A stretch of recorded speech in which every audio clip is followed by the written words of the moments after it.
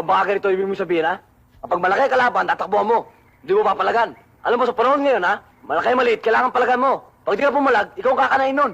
Kala, nagsasalita ka na naman, hindi ko naiintindihan. Alam mo, nakakilabot yung takbo ng utak mo, ha? Lalaki ang mga yan, baloktot ng paniniwala dahil dyan sa mali mong turo.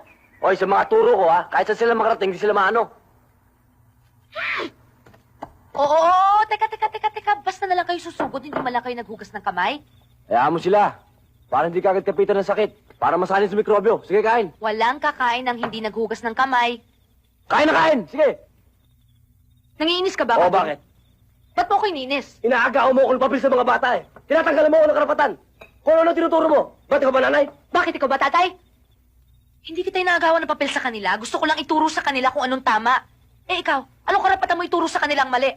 Gusto mo pa yata lumaki yung mga yan na walang modo eh.